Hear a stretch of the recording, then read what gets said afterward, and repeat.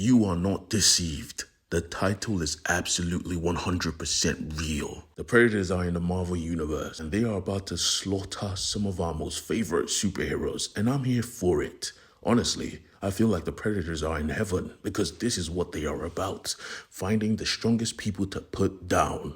Well, let's wait till they're in the DC Universe. Then we could have some fun. For now, Marvel it is. Our story begins with the Predator kills the Marvel Universe, issue 1.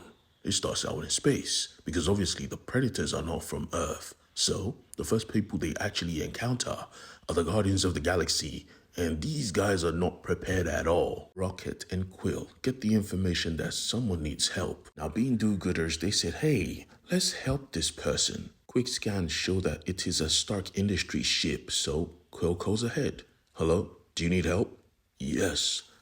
Equipment malfunction. That was all they needed to hear. They pulled up and docked. Himself and Rocket decided to go ahead. The organics, the people who have probably the most softest skin, decided, hey, why don't you heavy hitters stay on the ship while we go ahead and see what the fuck's going on?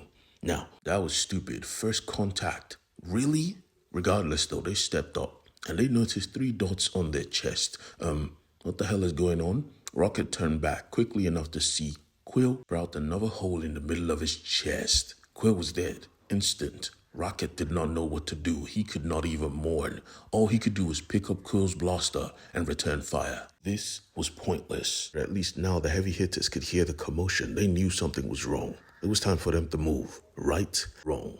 We see an oddly familiar aura blade flying through the air. It did 3 things in a second. Took Drax's head, split Groot in half, and took Gamora's arm. From the shadows, we see the assailants. It was of course the Predators, but one of them looked familiar. One of them was human. Donning the skull of a Predator, he took it off and revealed it was Kraven the Hunter, the ultimate hunter from Earth. Now, if you're curious as to why the hell he's here, well, it's simple. The Predators have been on Earth for the longest, and they attacked New York specifically. Now, Spider-Man fought them, and he survived. Kraven fought multiple, and he killed 1. That one he even killed was not no basic Predator. That guy was intense. He was the Skinner of Predators.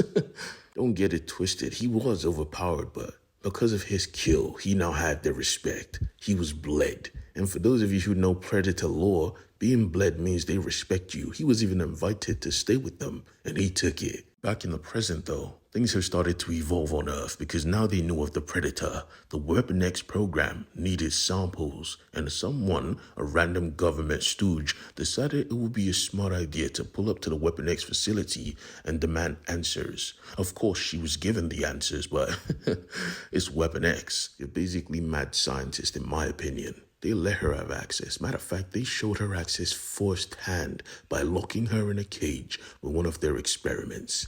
Meet Predator X. Ooh, god damn, he looks cool as shit. But you see, the fun thing was happening in space, at the dark side of the moon. A castle hovered right above the surface. It was a castle for the Predators. The king was inside, and he was here for a reason. Now, Kraven was among the Predators. You need to understand that because he was among them does not mean he was their equal. Maybe that's why he felt so confident. He was mistaken. Blast rendered him immovable. He was on the ground in seconds. This was vibranium. Who the fuck? He turned around and saw the Predator standing above him. This was not no ordinary Predator. It was the prince. You do not stand before the king. Human. Raven was a man of pride. This did not sit well with him, but he had a goal. You want a list, a kill list? Well, I have it. He showed them all the most powerful people on Earth. They had an abundance of people to hunt and kill. Well, he just wanted one person. This trophy is mine to collect. The hunt was on. Let us begin. And their first target was in the blue area of the moon, where one very super smart genius did not think of this outcome. But he knew something was coming because he had a clock that predicted when the world-changing events happened. The doomsday clock was ticking. Let it be known, of course, he's Mr. Fantastic. He loves to hear himself speak. And his wife told him, chill. That clock goes off multiple times. I mean, I'm pretty sure it's nothing, right? He said, I'm probably right, but my tea is cold. He gave his cup to Johnny and Johnny obliged. He turned on his finger and heated up his tea. Sue found this disgusting, but it was just cool vibes. I mean, everyone was chilling. He even said, Ben, do you want some sugar? Ben said, of course, I'm too lazy to stand up. He took his mug and went to go get some sugar. He didn't stand up. He let his hand do it. And then he felt a prick. Ow. Ow. Oh my God. The alarm. The alarm, Sue. She said, what the hell? The alarm was right. His arm was gone. The Fantastic Four were under attack, but they could not see the people attacking. It was bad. Battle positions were assumed. They knew their formula. She protects her man because he's injured, and the two of them, Ben and the Human Torch, go on the attack. She did her job. It was time for them to do theirs. Now, Johnny was fast. He was, of course, going to get there quicker. But you see, they were waiting for him. He flies head first, of course. So they went for the head. Line that will never break was implemented. They hung him and took his head from his body. The Human Torch was out. He exploded and Ben witnessed it live. Johnny! From the flames, unhurt, the crew showed themselves. Multiple predators armed to the teeth. And in the middle was Kraven himself. He was the one giving them the source, giving them the weakness of all these creatures. He was the one that told them how to take care of Ben, because he knew Ben was practically indestructible. The only way to put him down was to get rid of him. They were in space. This was easy to do. One blast and he was in the vacuum, unable to breathe. He just died out there. Sue, on the other hand, had one man to protect now. Her man, her husband. And he just wanted to talk again because he had the answers. Sue, I have something important to tell you. She said, shut the hell up, Reed. Let me save you. He said, no. It's important. I've lost a lot of blood.